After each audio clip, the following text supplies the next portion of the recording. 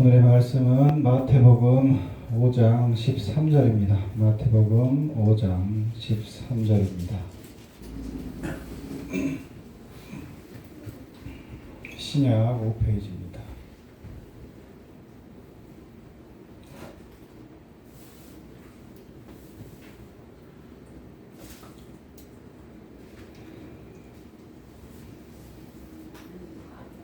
봉독합니다. 너희는 세상의 소금이니 소금이 만일 그 맛을 잃으면 무엇으로 짜게 하리요? 후에는 아무 쓸데없어 다만 밖에 버려져 사람에게 밟힐 뿐이니라. 네.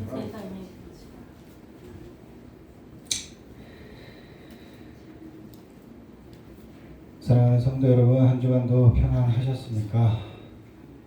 오늘 우리는 조금은 무겁고 그러나 반드시 마주해야 할 이야기를 나누고자 합니다. 최근에 CBS에서 한국 교회에 대한 사회적 신뢰도를 조사했습니다. 결과는 참으로 참혹하고 아픕니다. 한국 교회를 신뢰하지 않는다는 응답이 무려 75.4%가 나왔답니다. 이는 역대 최고 수준입니다. 신뢰한다는 응답은 5명 중 1명꼴을 19%에 불과합니다. 세상은 우리를 보면서 교회가 사회적 약자를 돌보고 위로하던 모습보다 자기 교회의 이익만을 앞세우는 집단이라고 평가합니다. 목회자의 말과 행동조차 믿지 못하겠다고 냉소적인 시선이 73.7%나 됩니다. 이 숫자들이 말하는 것은 단 하나입니다. 우리가 세상의 소금으로서의 맛을 잃어가고 있다는 사실입니다.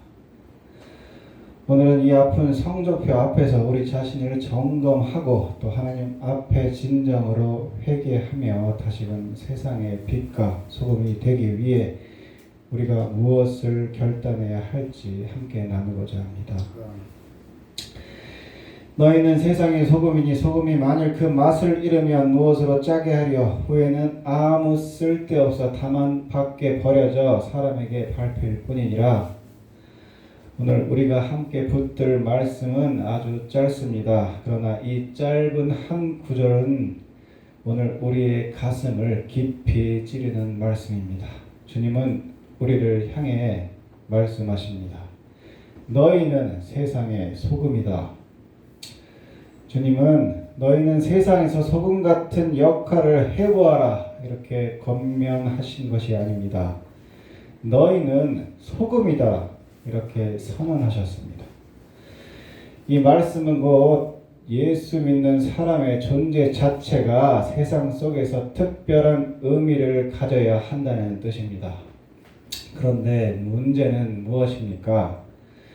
주님은 바로 이어서 무서운 말씀을 하십니다. 소금이 만일 그 맛을 잃으면 무엇으로 짜게 하리요? 소금이 소금답지 못하면 더 이상 존재 이유를 설명할 수 없다는 말입니다. 소금은 빛나지 않아도 됩니다. 소금은 드러나지 않아도 됩니다. 그러나 소금은 반드시 짠맛이 있어야 됩니다. 그 맛을 잃으면 겉모양이 아무리 소금처럼 보여도 아무런 소용이 없습니다. 오늘 이 말씀이 바로 우리 자신을 향한 하나님의 질문이 되는 줄로 믿습니다. 너는 아직도 짠맛을 내고 있냐?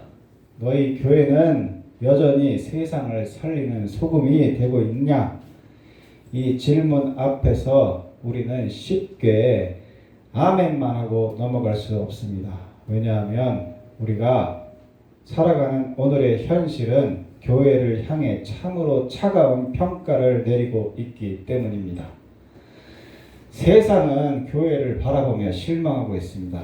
교회를 보며 위로보다 피로를 느끼고 사랑보다 거리감을 느끼고 신뢰보다 의심을 느낀다고 말합니다. 밖에서 보기에는 교회가 아주 폐쇄적인 것처럼 보이기도 합니다. 이것은 단순히 기분 나쁜 외부 비판이 아닙니다. 어쩌면 하나님께서 세상의 입을 빌려 우리를 흔들어 깨우시는 경고일지도 모릅니다. 오늘 말씀은 세상을 비판하는 말씀이 아니라 교회를 향한 말씀입니다. 세상의 타락을 지적하는 말씀이 아니라 믿는 자의 본질을 점검하라는 말씀입니다. 그러므로 오늘 이 시간에 남 이야기로 듣지 않기를 원합니다. 한국 교회 전체를 향한 말씀뿐만 아니라 우리 교회를 향한 말씀이고 동시에 내 개인의 신앙을 향한 말씀으로 들어야 됩니다. 오늘 말씀을 통해 하나님께서 우리에게 세 가지를 묻고 계십니다. 첫째, 우리는 왜 소금의 맛을 잃어가고 있는가? 둘째, 잃어버린 맛은 어떻게 회복할 수 있는가? 셋째, 다시 세상 속에서 어떤 결단으로 살아가야 하는가? 오늘 이 말씀 앞에서 우리 모두가 찔림을 받고 또 회개하고 다시 살아가는 은혜가 있기를 주님의 이름으로 축원드립니다. 먼저 소금이 무엇인지 생각해 봐야 됩니다. 오늘날 우리는 소금을 너무 흔하게 봅니다. 마트에 가도 있고 또 부엌에 늘 있고 너무 많아서 귀한 줄 모를 때가 많습니다. 그러나 성경 시대의 소금은 매우 중요했습니다. 소금은 단지 맛만 내는 조미료가 아니었습니다. 소금은 음식을 보존하는 역할도 했습니다. 부패를 늦추고 썩는 것을 막았죠. 또한 소금은 언약과 순결의 상징으로 사용되었습니다. 즉 소금은 눈에 띄지는 않지만 반드시 필요한 존재였습니다. 그러므로 예수님께서 너희는 세상의 소금이다 라고 하신 말씀은 이런 뜻입니다. 너희는 세상 속에서 부패를 막는 존재다. 너희는 메마른 세상에 참된 맛을 더하는 존재다. 너희는 내가 누구인지를 드러내는 언약의 표지다.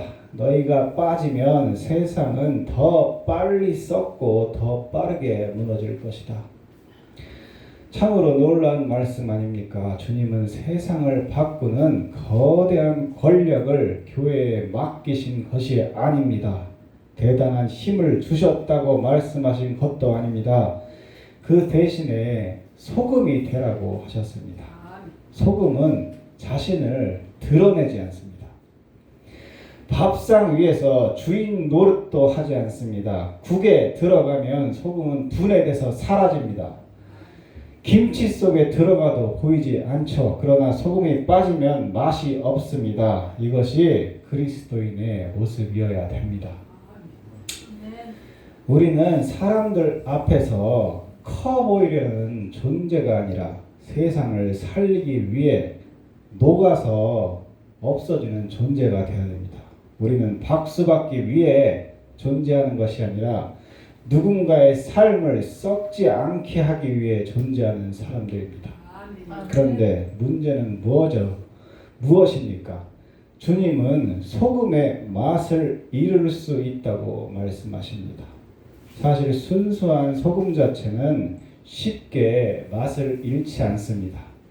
그러나 당시 팔레스타인 지방의 소금은 여러 불순물이 섞여 있었기에 시간이 지나면 짠기가 사라지고 껍데기만 남는 경우가 있었습니다. 겉보기엔 소금 같지만 실제로는 소금이 아닌 그냥 돌멩이, 바로 그것이 오늘 주님이 경계하시는 모습입니다. 이 얼마나 무서운 비유입니까? 겉으로는 교회 다니는 사람처럼 보입니다. 직분도 있습니다. 찬송도 합니다. 기도도 합니다. 예배도 드립니다. 그런데 삶에서는 짠맛이 없습니다. 정직함도 없고 사랑도 없고 거룩함도 없고 이웃을 향한 책임도 없고 약자를 향한 긍휼도 없습니다. 이것이 바로 맛을 잃은 소금입니다. 우리는 이 질문을 정직하게 붙들어야 됩니다. 왜 오늘날 교회는 세상으로부터 신뢰를 잃어가고 있습니까? 왜 교회가 세상을 향한 희망이 되지 못하고 오히려 비판의 대상이 되었습니까? 이유는 복잡해 보이지만 사실 본질은 단순합니다. 교회가 예수님의 향기보다 자기 자신의 냄새를 더 강하게 풍기기 시작했기 때문입니다. 원래 교회는 예수님을 드러내야 됩니다. 교회를 보며 사람들이 예수님이 이런 분이시구나를 느껴야 됩니다. 그런데 어느 순간부터 사람들은 교회를 보며 예수님이 아니라 인간의 욕망을 보게 되었습니다. 사랑보다 경쟁을 보고, 섬김보다 자리 다툼을 보고, 거룩보다 위선을 보고, 희생보다 자기 보호를 본다는 것입니다. 우리는 때때로 교회의 외형적 성장에 너무 쉽게 만족했습니다. 사람 수가 늘어나면 성공이라고 생각했습니다. 건물이 커지면 은혜라 생각했습니다. 행사가 많아지면 부흥이라 생각했습니다. 그러나 성경은 교회의 참된 힘을 숫자로 평가하지 않습니다. 교회의 크기보다 더 중요한 것은 교회의 향기입니다. 얼마나 모였느냐보다 모인 사람들이 어떤 삶을 살고 있느냐가 더 중요합니다. 교회의 맛을 잃는 가장 큰 이유는 밖에 있지 않습니다. 세상이 험해서 그런 것도 아닙니다. 문화가 약해서만도 아닙니다. 핵심 이유는 교회 안에 세속성이 스며들었기 때문입니다. 세상은 힘을 추구합니다. 또 세상은 높아지려고 합니다. 세상은 이익만을 따집니다. 세상은 내 편과 네 편을 가릅니다. 세상은 자기에게 유리한 것만 붙잡으려고 합니다. 그런데 문제는 믿는 사람들이 예배당 안에서 하나님 나라를 말하면서도 삶의 현장에서는 세상 방식 그대로 살아가고 있기 때문입니다. 주일에는 거룩한 말을 하지만 월요일부터 토요일까지는 거친 말과 이기적인 생각으로, 이기적인 선택으로 살아갈 때가 많습니다. 입술로는 사랑을 말하지만 실제로는 가장 가까운 가족에게조차도 차갑게 대할 때가 있습니다. 교회 안에서는 겸손한 척하지만 세상에서는 정직하지 못하고 또 책임을 피할 때가 있습니다. 그때 세상은 우리를 통해 예수님을 보지를 못합니다. 그저 말은 그럴듯한데 네가 사는 삶이나 내가 사는 삶이나 똑같다 이렇게 평가합니다. 바로 여기서 신뢰가 무너지는 것입니다. 또 하나의 문제는 우리는 너무 쉽게 세상을 정죄하는 자리에 섰다는 것입니다. 물론 교회는 진리를 지켜야 합니다. 죄를 죄라고 말해야 됩니다. 복음을 희석해서는 안 됩니다. 그러나 진리를 말하는 태도마저 예수님을 닮아가야 되는 것이요. 예수님은 죄를 묵인하지 않으셨지만 눈물을 잃지 않으셨습니다. 그런데 우리는 종종 진리를 말한다는 이름으로 사랑을 잃어가고 있습니다.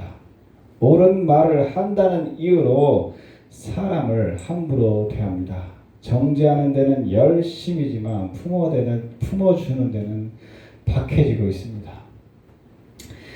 그러니 세상의 교회 안에서 예수님의 얼굴보다 차가운 심판자의 얼굴을 먼저 떠올리게 된다는 것입니다. 이것이 바로 맛을 잃어가는 소금의 비극입니다. 소금의 위기는 교회의 위기 이전에 개인의 위기입니다. 사랑하는 성도 여러분, 이 대목에서 우리는 아주 중요한 사실을 놓치지 말아야 됩니다. 교회의 문제를 말할 때 자꾸 요즘 한국교회가 문제다, 큰 교회들이 문제다, 어떤 목회자들이 문제다 라고만 생각하기 쉽습니다. 물론 그럴 수 있죠. 그러나 오늘 말씀은 거기서 멈추지 않습니다. 예수님은 너희는 세상의 소금이라고 말씀하셨습니다. 여기서 너희는 바로 예수 믿는 한 사람 한 사람입니다. 교회의 위기는 내 위기와 무관하지 않습니다. 교회의 신뢰가 무너지는 데는 내 삶도 작은 원인이 될 수 있습니다. 교회가 세상 속에서 힘을 잃는 데는 내 가정과 내 직장과 내 일상의 모습도 연결되어 있습니다.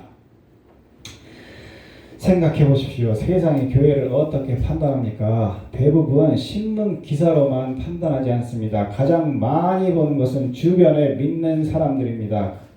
직장에서 함께 일하는 집사님 한 분의 태도, 또 장사하면서 만나는 권사님의 정직함, 또 동네에서 마주치는 교인의 행동과 말투, 가정 안에서 믿는 부모의 인내와 사랑, 이런 것을 통해서 세상은 교회를 바라보며 읽습니다. 그러므로 우리는 물어야 됩니다. 나는 가정에서 소금입니까? 나는 내 배우자와 자녀에게 짠맛을 내고 있습니까? 아니면 가까운 사람들에게 가장 날카롭고 가장 차가운 사람입니까? 나는 직장에서 소금입니까? 아니면 나는 남들이 안 볼 때도 정직합니까? 작은 편법을 당연하게 여기고 있지는 않습니까? 말로는 신앙을 자랑하지만 일에서는 책임을 피하고 있지는 않습니까? 나는 인간 관계 속에서 소금입니까? 나는 남의 허물을 쉽게 말하고 있지는 않습니까? 남의 아픔을 가볍게 여기고 내 기준으로 사람을 재단하고 뒤에서 쉽게 평가하고 있지는 않습니까? 교회가 세상에 신뢰를 잃었다는 큰 주제를 말하기 전에 먼저 나 자신이 하나님 앞에 온전히 서야 됩니다. 소금의 회복은 늘 개인의 회개에서 시작됩니다. 나라가 변하길 원하십니까? 교회가 새로워지길 원하십니까? 우리 자녀 세대가 믿음을 다시 신뢰하길 원하십니까? 그 출발점은 멀리 있지가 않습니다. 내가 다시 짠맛을 내는 사랑으로 서는 것입니다. 오늘 말씀 앞에서 우리가 가장 먼저 해야 할 일은 변명하는 것이 아닙니다. 회개하는 것입니다. 회개는 참 어려운 일입니다. 왜냐하면 회개하려면 먼저 자기 자신의 모습을 인정해야 되기 때문입니다. 우리는 본능적으로 자기 합리화와 변명을 잘합니다. 그래도 나는 저 사람보다 낫지. 세상이 너무 악하니까 교회가 욕먹는 거다. 요즘은 뭘 해도 교회는 욕먹어. 이렇게 말하면 마음은 조금 가벼워질지 모르지만 그 영혼은 결코 살아나지 않습니다. 하나님께서 원하시는 것은 변명이 아니라 회개하는 마음입니다. 시편 51편에서 다윗이 말합니다. 하나님께서 구하시는 제사는 상한 심령이라. 하나님은 완벽한 사람을 찾으시는 것이 아니라 깨우친 마음으로 돌아오는 사람을 찾으십니다. 회개는 감정적인 눈물 한 번 흘리고 끝나는 것이 아닙니다. 회개는 방향 전환입니다. 회개는 내가 가던 길을 멈추고 하나님 쪽으로 몸을 돌리는 것입니다. 회개는 습관을 바꾸고 관계를 바꾸고 삶의 중심을 바꾸는 것입니다. 우리가 회개해야 할 것은 너무나도 많습니다. 주님, 우리는 예배는 드렸지만 예배한 대로 살지 못했습니다. 은혜는 받았지만 은혜를 흘려보내지 못했습니다. 말씀은 들었지만 말씀에 순종하지 않았습니다. 기도는 했지만 기도한 뒤에는 내 뜻만 고집했습니다. 교회는 사랑했지만 정작 교회가 존재해야 할 세상은 사랑하지 못했습니다. 주님의 이름은 사용했지만 주님의 성품은 닮아가지 못했습니다. 이렇게 회개는 공동체적으로도 필요한 것입니다. 주님, 우리는 교회라는 이름을 가졌지만 세상 앞에서 겸손하지 못했고 또 우리는 진리를 가진 자라 하면서도 사랑을 잃어버렸습니다. 우리는 복음을 말하면서도 약한 자의 눈물을 충분히 닦아주지 못했습니다. 우리는 거룩을 말하면서도 정직과 책임 앞에서는 무너졌습니다. 이 시간 우리 모두가 하나님 앞에 이렇게 고백해야 됩니다. 주님, 우리가 소금인데 그 맛을 잃어가고 있습니다. 주님, 우리가 빛인데 가리워졌습니다. 주님, 다시 우리를 살려주시옵소서. 복음의 놀라운 점은 여기 있습니다. 주님은 맛 잃은 소금을 경고하지만 회개하고 돌아오는 자를 결코 외면하지 않으십니다. 우리의 실패가 커도 하나님의 은혜는 더 큽니다. 우리의 부끄러움이 깊어도 주님의 십자가는 더 깊습니다. 그러므로 오늘 회개는 절망으로 가는 길이 아니라 회복으로 가는 문입니다. 그렇다면 어떻게 우리가 다시 짠맛을 회복할 수 있습니까? 예수님과의 거리를 다시 좁혀야 됩니다. 소금의 맛은 노력만으로 생기지 않습니다. 그리스도인의 향기는 예수님과 가까울 때 자연스럽게 드러납니다. 우리가 맛을 잃는 이유는 결국 주님과 멀어져 가고 있기 때문입니다. 예배는 드리지만 형식적이 되고 또 기도는 하지만 습관적이 되고 말씀은 읽지만 가슴을 치지 못할 때 우리는 조금씩 영적 무감각 속으로 들어갑니다. 우리가 처음 신앙을 가졌을 때를 기억해 보십시오. 그때는 작은 은혜에도 눈물이 왈칵 쏟아집니다. 찬송 한 구절에도 마음이 울렸습니다. 말씀 한 줄이 가슴 깊숙이 때려 박혔습니다. 죄를 지으면 괴로웠고 또 주님 앞에 다시 서고 싶었습니다. 그런데 시간이 지나면 익숙함이 은혜를 덮어버릴 때가 있습니다. 신앙생활은 오래 했지만 주님과의 첫사랑이 식어가는 것이었습니다. 이 상태가 가장 위험합니다. 왜냐하면 겉으로는 괜찮아 보이기 때문입니다. 그러나 안에서는 이미 짠맛이 희미해지고 있습니다. 그러므로 회복의 첫걸음은 다시 주님께 가까이 가는 것입니다. 억지로 감정을 만들라는 말이 아닙니다. 다시 말씀 앞에 정직히 서고 또 다시 기도의 자리로 돌아가고 다시 십자가를 바라보는 것입니다.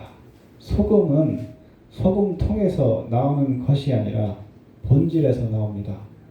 그리스도인의 본질은 예수 그리스도와의 관계입니다. 많은 사람들이 신앙을 거창하게 생각합니다. 그러나 하나님은 늘 작은 순종을 통해서 큰 회복을 시작하십니다. 정직하게 말하는 것, 약속을 지키는 것, 또 감정이 상해도 함부로 말하지 않는 것, 먼저 사과하는 것, 도움이 필요한 사람에게 손 내미는 것, 또 눈에 띄지 않아도 맡겨진 일을 성실히 하는 것. 교회에서만이 아니라 가정과 사회 속에서도 일관되게 사는 것. 이런 작은 순종이 모여서 짠맛이 됩니다. 사실 세상은 우리에게 완벽함을 기대하지 않습니다. 그러나 진실함은 기대합니다. 실수하지 않은 사람이 아니어도 잘못했을 때 인정하고 돌이키는 사람은 세상도 신뢰합니다. 교회가 다시 힘을 얻으려면 거대한 프로그램보다 이런 작은 순종이 살아나야 되는 것입니다. 소금은 필요한 곳에 들어가야 의미가 있습니다. 그릇에 담겨만 있으면 아무런 쓸모가 없고 썩어갑니다. 교회도 마찬가지죠. 세상 속 아픔과 거리를 두고서는 소금의 역할을 할 수가 없습니다.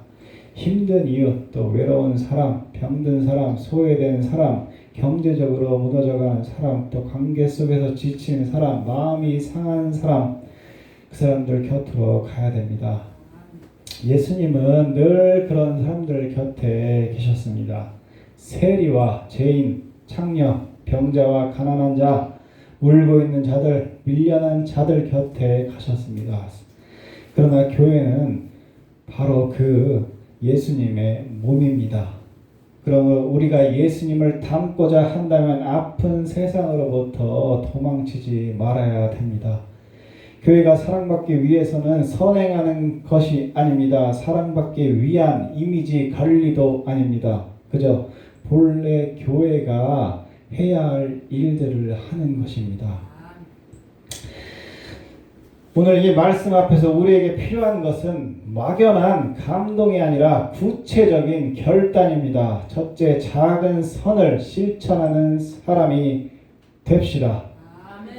우리는 세상을 단번에 바꾸지 못할 수도 있습니다. 그것은 힘들죠. 그러나 내 주변 한 사람 한 사람을 살릴 수는 있습니다.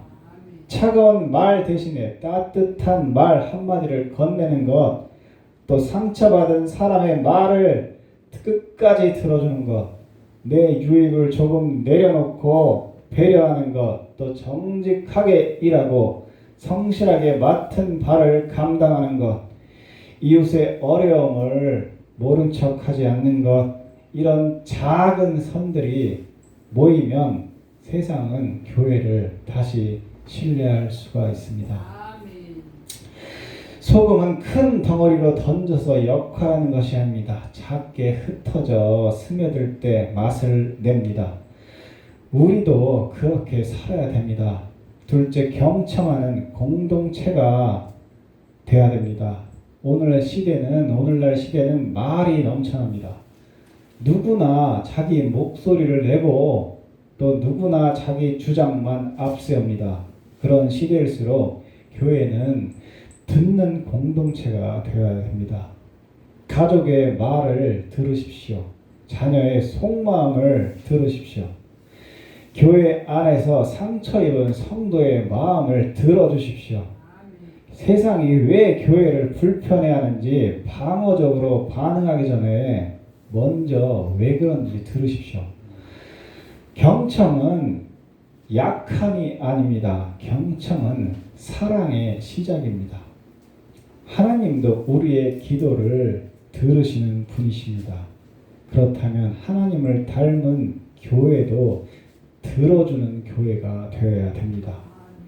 세 번째로 정직함을 회복해야 됩니다. 오늘날 신뢰를 잃은 시대에 가장 강력한 복음적 증거 중 하나는 정직함입니다. 교회 안의 모습과 밖의 모습이 같은 사람, 또 아무도 안 볼 때 하나님 앞에 서는 사람, 손해를 보더라도 양심을 지키는 사람, 또 실수했을 때 숨기지 않고 인정하는 사람, 말보다 삶으로 복음을 보여주는 사람, 이런 사람 한 명 한 명이 얼마나 귀한지 모릅니다. 성도 여러분, 우리는 그런 사람이 되어야 됩니다. 세상은 완벽한 교회를 기다리는 것이 아니라 적어도 진실된 교회를 기다리고 있습니다. 세상은 화려한 말을 듣고 싶은 것이 아니라 삶으로 증명되고 그 삶이 복음으로 드러나는 것을 보고 싶어 합니다. 넷째, 낮아짐을 두려워하지 마시기 바랍니다. 소금은 높이 쌓여 있을 때가 아니라 낮은 곳으로 내려갈 때 쓰임 받습니다. 예수님도 하늘 영광을 버리시고 낮아지셨습니다. 십자가까지 낮아지셨습니다. 말 구유까지 낮아지셨습니다. 교회가 다시 세상의 희망이 되려면 높아지려는 욕망을 내려놓아야 됩니다. 인정받고자 하는 욕심, 권력을 갖고자 하는 욕심, 이기자고 하는 욕심, 내 방식만 옳다고 여기는 교만을 내려놓아야 됩니다. 낮아지는 교회, 섬기는 교회, 먼저 손 내미는 교회, 먼저 사과할 줄 아는 교회, 약한 자를 품는 교회, 또 들어주는 교회, 세상은 비로소 교회를 통해 예수님을 보기 시작할 것입니다. 오늘 말씀은 우리를 책망하는 말씀으로만 끝나지 않습니다. 이 말씀은 동시에 우리를 다시 부르시는 말씀입니다. 주님은 여전히 우리를 향해 너희는 세상의 소금이다 이렇게 말씀하십니다. 이 말은 곧 아직도 우리를 포기하지 않으셨다는 뜻입니다. 아직도 우리를 사용하시겠다는 뜻입니다. 아직도 이 땅을 살릴 책임과 사명을 우리에게 맡기신다는 뜻입니다. 세상이 차갑게 본다고 해서 끝난 것이 아닙니다. 교회가 실수했다고 해서 소망이 사라지는 것도 아닙니다. 우리가 실패했다고 해서 하나님 나라가 멈춘 것이 아닙니다. 문제는 하나입니다. 우리가 다시 주님께 돌아오느냐 아니냐입니다. 다시 주님께 가까이 갑시다. 다시 십자가 앞에 서시기 바랍니다. 다시 작은 순종을 시작합시다. 다시 세상 속으로 들어갑시다. 다시 사랑합시다. 다시 정직합시다. 다시 들어줍시다. 다시 품어줍시다. 그럴 때 하나님께서 우리를 통해 잃어버린 짠맛을 회복하게 하실 줄 믿습니다. 그리고 언젠가 세상은 말하게 될 것입니다. 교회가 완벽해서가 아니라 그래도 저 사람들 안에 뭔가 다르다. 저 공동체는 자기들만을 위해 존재하지 않는다. 저들 곁에 가면 위로가 생긴다. 저들은 말뿐만이 아니라 삶이 예수님을 보여주는 것 같다. 바로 그때 교회는 다시 세상의 소금이 될 것입니다. 오늘 이 말씀이 우리 각 한 사람 한 사람의 심령에 깊이 새겨져서 소금 맛을 잃어가는 신앙에서 벗어나 다시 주님의 손에 붙들린 짠맛 나는 인생으로 살아가게 되기를 주 예수 그리스도의 이름으로 축원드립니다. 아멘.